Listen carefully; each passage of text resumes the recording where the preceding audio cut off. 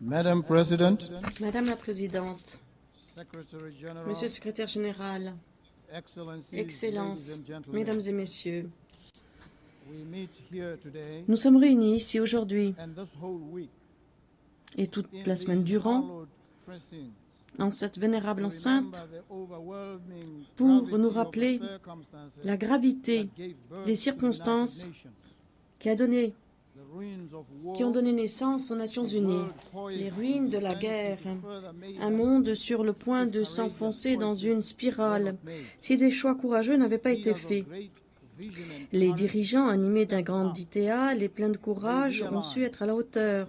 That the Ils avaient charms and compris allurements que of our unity les attraits de notre trumped unité any tendencies to occultaient divide les us. tendances à la division And parmi from nous. their Et fort conviction de leur conviction that humanity is better together, que this l'humanité est institution meilleure was born. unie, cette Their institution courage a vu le and jour. fortitude Leur courage, leur force morale are recurrent admiration. méritent notre admiration So constante. I stand on this Aussi, me enchanted voici spot ici today to express my thanks and the gratitude pour of dire the mes people of remerciements Botswana, et la gratitude du peuple du Botswana à nos prédécesseurs et à vous tous. Nous devons renouveler notre engagement à cet idéal de paix, développement, droits humains pour tous dans tous les pays. Je suis ici aujourd'hui à la fois en tant que citoyen du Botswana et en tant qu'Africain. Oui, je suis un Africain à part entière, avec mes racines. Pour le Botswana, les idéaux des Nations Unies ne sont pas une abstraction, c'est le socle même de notre identité. Depuis notre indépendance, nous avons essayé d'incarner la démocratie, le respect de l'état de droit, y compris l'ordre normatif international fondé sur les règles et la dignité de chaque être humain. Nous réaffirmons aujourd'hui notre attachement à la Déclaration universelle des droits de l'homme pour promouvoir l'égalité, y compris la protection des peuples autochtones, des femmes, des jeunes, dans nos frontières et dans la région.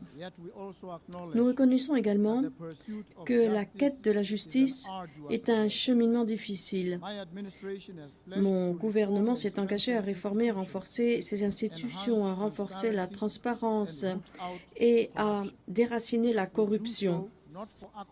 Et pas pour des accolades, mais parce que nos citoyens méritent d'avoir une administration intègre. Nous avons une quête d'intégrité pour les chefs de file africains. Excellence, le Botswana est béni avec les diamants. Et depuis des décennies, cette ressource a financé les écoles, les hôpitaux et les infrastructures. Mais aujourd'hui, nous voyons la fragilité de cette source de financement. Le marché des diamants fluctue et les besoins de notre peuple ne diminuent pas. Notre vision des choses est claire. Pour diversifier notre économie, autonomiser la population et créer la résilience, nous invitons les partenaires du monde entier à investir dans l'énergie renouvelable, la technologie, l'agriculture durable et les industries à valeur ajoutée. Nous avons les bras ouverts pour les innovateurs, les secteurs privés et les institutions prêtes à nous accompagner dans cette transformation. Le Botswana est un pays semi-aride. Nous connaissons le sens de la sécheresse et nous connaissons les problèmes de rareté de l'eau, dépendant de forces au-delà de notre contrôle. Le changement climatique n'est pas une menace distante, c'est une réalité concrète, présente. C'est pourquoi je me suis rattachée au Centre mondial pour l'adaptation, car l'adaptation, c'est le cœur même du développement durable, et j'appelle l'Assemblée générale à redoubler d'efforts pour le financement dans l'adaptation au changement climatique. Investissons dans les infrastructures hydriques, dans les systèmes d'alerte précoce, l'agriculture adaptée au changement climatique. Veillons à ce que la promesse de l'accord de Paris ne reste pas sur le papier, mais se concrétise dans la vie des exploitants agricoles, des bergers immerger des enfants dans le sud mondial. Au début de l'année, le Botswana a connu des pénuries de médicaments essentiels. Cette crise a révélé non seulement les vulnérabilités de nos chaînes d'approvisionnement, mais également les inégalités du système de santé mondial. L'accès aux médicaments, c'est un droit humain, pas un privilège. Nous demandons aux Nations Unies, aux institutions financières internationales et au secteur privé de travailler avec nous pour mettre en place des systèmes de santé résilients. Ensemble,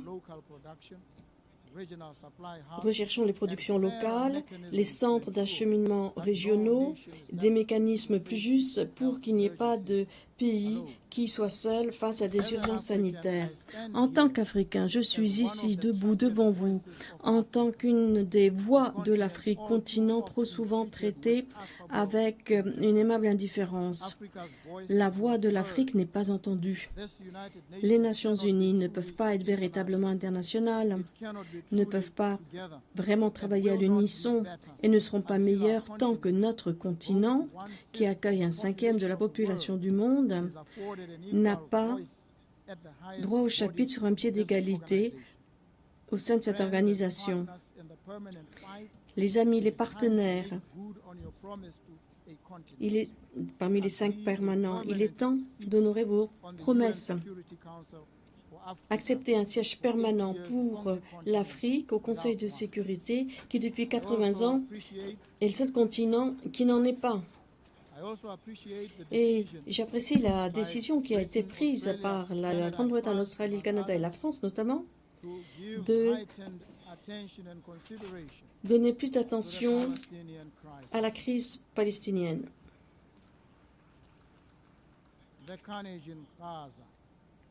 Au carnage dans la bande de Gaza. Ceci doit frapper notre conscience collective. Nous sommes solidaires avec le peuple palestinien dans leur quête pour la dignité, pour une patrie. Donc nous aussi, nous disons notre soutien pour la souveraineté, l'intégrité territoriale de l'Ukraine. Nous appelons toutes les parties à cesser la guerre et à rechercher un règlement pacifique. Mesdames et messieurs les délégués, le thème de l'Assemblée générale cette année, « Meilleur ensemble », ce n'est pas un slogan, c'est vrai. Nous sommes meilleurs quand on combat ensemble les pandémies, quand on s'adapte au changement climatique, quand on garantit la paix et quand on garantit que la dignité de l'être humain n'est pas le fait de quelques-uns, mais un héritage commun à tous. Donc, renouvelons notre engagement pour le multilatéralisme, pas parce que cela est, pas par pragmatisme, mais parce que ceci est nécessaire, car aucun d'entre nous ne peut seul faire face aux tempêtes de ce siècle. Alors que le Botswana se tourne vers son avenir, nous le faisons avec humilité, mais également bien résolu. Nous sommes prêts à participer, à être partenaires et à diriger là où nous le pouvons. Ensemble, garantissons que quand les générations à venir fêteront les 100 ans des Nations Unies, ils diront de nous: ce fut la génération qui a concrétisé les paroles en action, les promesses en progrès et qui a transformé l'espoir en réalité. Je vous remercie infiniment.